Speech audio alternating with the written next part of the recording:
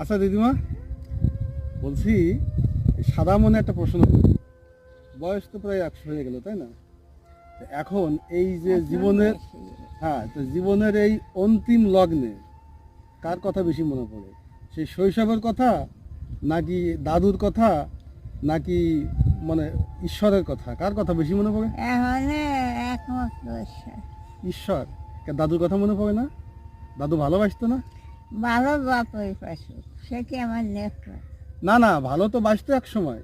পাশ তাহলে দাদুর কথা মনে হয় না? দিন মনে পড়ে সেদিন, যেদিন মনে পড়ে, তাই না? সব দিন মনে পড়ে না? সব দিন কি মানে সব দিন মনে পড়ে না? সবসময় এখন সেই দাদুর কথা মনে করলে চলছে। তো এখন তাহলে কার কথা মনে করতে হবে? এখন হলো খালি ওই ঈশ্বর কৃষ্ণ ঈশ্বর কৃষ্ণ।